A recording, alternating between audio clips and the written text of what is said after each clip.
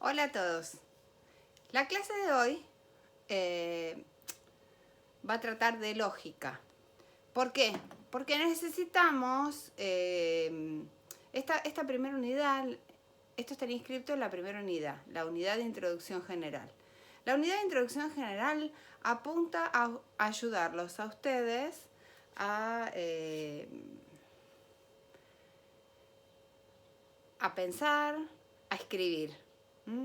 Es la unidad en donde vamos a trabajar, pero muy brevemente, el tema de argumentación y por eso necesitamos algunas herramientas de lógica. ¿Qué significa esto? ¿Que ustedes se tienen que poner a estudiar lógica? No, de ninguna manera. Hay en el blog una pequeña ficha de lógica, creo que son 2 carillas. Si quieren, imprímansela o guárdenla para más adelante, para tener en cuenta 2 o 3 herramientas de lógica que son muy importantes para realizar argumentaciones consistentes. Por otra parte, ustedes en el blog tienen la ficha argumentación. Esa ficha sí me gustaría que la lean, o sea, tienen que leerla en algún momento. Y ahora lo que vamos a hacer es señalar el final de esa ficha, porque hay 2 o 3 cosas que nos importan. La lógica, ¿qué es? Espero que estén viendo ustedes al derecho, porque yo lo estoy viendo al revés, pero igual les voy a subir el PowerPoint. La lógica es el estudio de los métodos y principios usados para distinguir el buen o correcto razonamiento del malo. O sea, ven que la lógica se circunscribe a un tema muy específico que es cuando un razonamiento está bien hecho y cuando un razonamiento está mal hecho. Ha sido definida también como la ciencia de las leyes del pensamiento, pero esta definición, hablar de pensamiento es muy vago, es muy inexacto, porque también la psicología, o sea, hay otras ramas de la ciencia que se ocupan de esto. O sea que la definición correcta es la que dimos primero.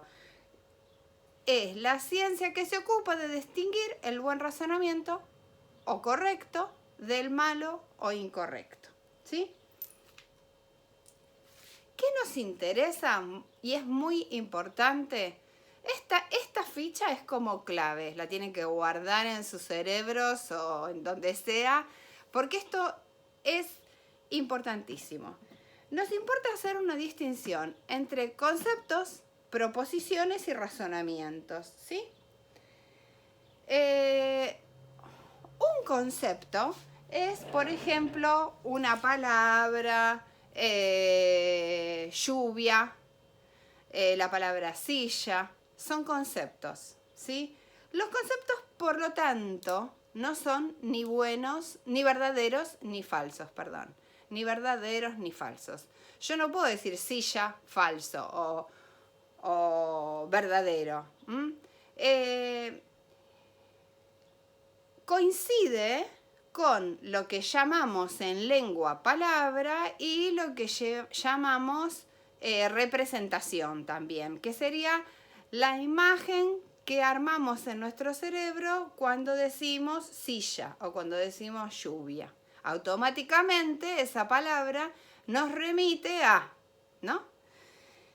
Proposiciones o enunciados. Estos sí pueden ser verdaderos o falsos siempre y cuando sean oraciones informativas afirmativas. Ustedes esto calculo que en algún momento en lengua lo deben haber visto. Una proposición en lingüística o en lengua sería una oración. Pero ¿qué tipo de oraciones estudia la lógica? Solamente las informativas, afirmativas o negativas, ¿no? ¿Qué quiero decir? ¿Cuál es la diferencia? Por ejemplo, una oración interrogativa, ¿cuándo va a terminar la pandemia? No puede ser verdadera o falsa. No podemos calificarla como verdadera o falsa. Si dijésemos, me gustaría poder salir, o qué lindo sería poder salir, lo cual correspondería a una oración exclamativa, tampoco podemos decir que sea verdadera o falsa, porque es un deseo, una abolición, ¿sí? Si yo le doy a alguien una orden, no sé, anda a aspirar tu cuarto, suponete, a limpiar tu cuarto, es una orden, tampoco es verdadera o falsa. Pero los juicios o las proposiciones o las oraciones informativas sí pueden ser verdaderas o falsas. Por ejemplo, la puerta está abierta. Estoy transmitiendo desde la cocina. En fin. Puede ser verdadero o falso, ¿sí?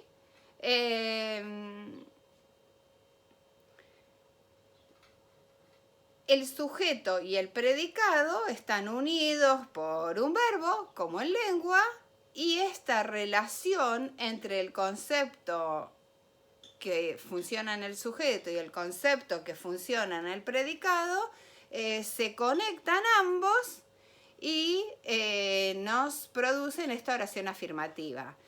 Eso sí es verdadero o falso, y eso sí podemos utilizarlo, o sea, eso sí es objeto de la lógica. Pero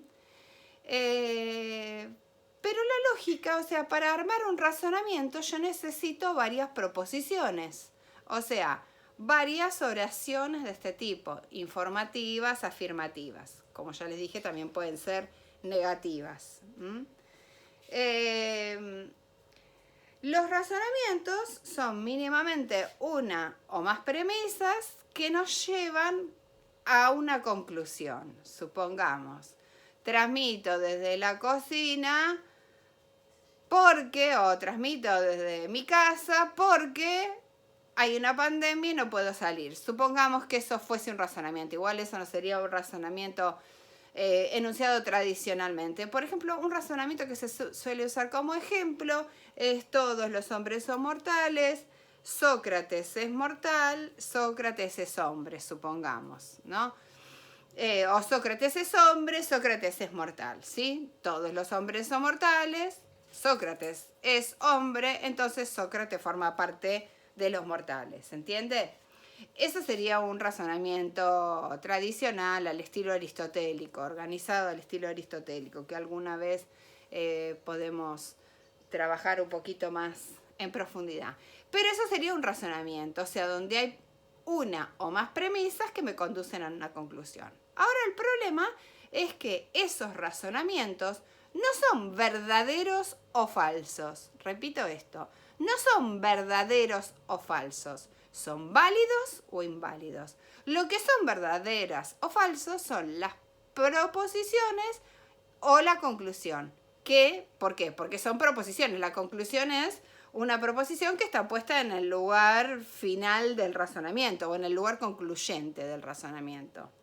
Entonces, fíjense que el campo de lo verdadero o falso se restringe exclusivamente a las proposiciones, ¿no? Los conceptos no son verdaderos ni falsos, los razonamientos no son verdaderos ni falsos, son válidos o inválidos, esto es muy importante, y las proposiciones sí, son las únicas verdaderas o falsas. Las proposiciones, según el lugar que ocupan en el razonamiento, son premisas o conclusiones, ¿no?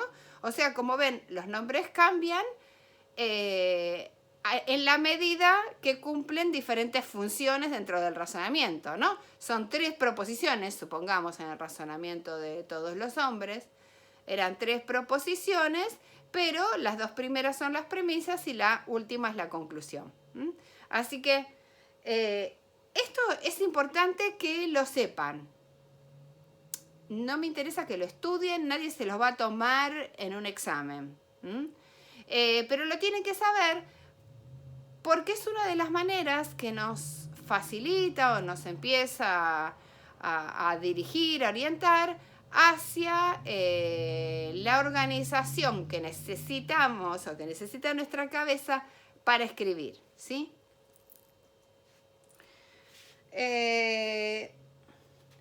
Esta cuestión que yo les decía, que de las premisas llegamos a una conclusión, este proceso, este procedimiento se llama inferencia, ¿sí? Es un poco lo que ya expliqué, así que esta ficha sería innecesaria.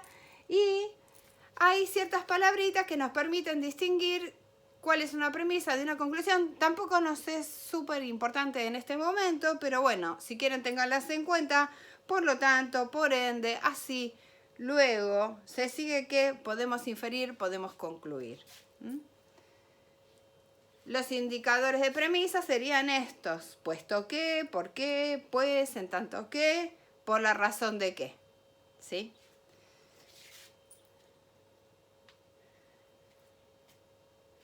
Entonces, bueno, no toda afirmación con varias proposiciones constituye un razonamiento. Bueno, pero esto no es lo que me gustaría enfatizar hoy.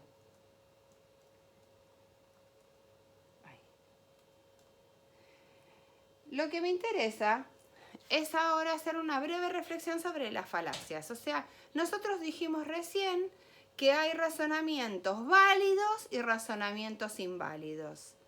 Los razonamientos inválidos se llaman formales, se llaman falacias.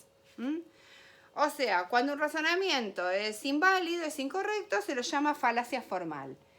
Pero hay dos que son importantes porque tienen que ver con las ciencias, pero en la ficha de argumentación está explicado este tema de las falacias formales, porque hay algunos casos en la ciencia en donde las falacias formales, sin embargo, nos permiten obtener información, que en el fondo esa es la clave de todo. Ya les voy a explicar qué quiero decir con eso. Y después tenemos las falacias no formales. Las falacias no formales son las que escuchamos todo el día, por todos lados, por la calle, en la televisión. Son razonamientos que, aunque incorrectos, psicológicamente son persuasivos. El más común o las más engañosas son los que yo puse acá en esta lista. La falacia está en el latín, ad baculum, o sea que se apela a la fuerza, falacia ad hominem ofensivo, ahora vamos, ad hominem circunstancial, falacia que apela a la ignorancia, a la misericordia y a la autoridad, ¿no? Más o menos les doy algunos ejemplos para que ustedes se ubiquen de qué estoy hablando. La falacia ad hominem, que es la más común, es cuando, por ejemplo, la suelen usar mucho los abogados. O sea, por ejemplo, un testigo dice o relata una circunstancia X que vio en tal momento, en tal situación, a tal persona, haciendo exactamente aquello de lo que le imputan. Pero el abogado dice así, pero esta persona está loca, o esta persona es una ladrona, o sea, cosas que descalifican a la persona, pero no la verdad de la proposición. Esto es una cosa que se confunde tremendamente, o sea, se descalifica la verdad de lo que alguien dice por alguna cuestión que tiene que ver con circunstancias humanas, no sé, que es un mentiroso, que lo que sea, o que es loco. Muchas veces se utiliza esto, muchas veces, y lo vemos todo el tiempo en televisión, en abogados, en fin. O sea, para descalificar o sea, no se pone el énfasis en la verdad de lo que está diciendo la persona, en la verdad en la validez de su razonamiento o en la verdad de las proposiciones que emite, sino en las características personales. Por eso les dije, son razonamientos incorrectos, inválidos, que lo que hacen es descalificar a la persona. Son los que son psicológicamente persuasivos. Porque uno se queda ahí con la duda. O sea, en esto consisten las falacias. Te permiten, te hacen dudar. Yo, perdón, pero estoy mirando el tiempo que no me quiero pasar de los 15 minutos. Así que ahora lo corto. Pero les doy otro ejemplo rápido. Por ejemplo, no sé, una afirmación en donde decimos, pero lo dijo Maradona. Maradona quizás puede hablar de fútbol, pero cuando habla de política o de otras cosas, ¿hasta qué punto son verdaderas sus afirmaciones? O lo dice la Biblia, o lo dice el libro, o lo dice la fotocopia, ¿no? Esto de apelar a la autoridad es otra de las maneras, es otra de las falacias de atinencia o de falacias no formales que nos desvían de la verdad de la proposición.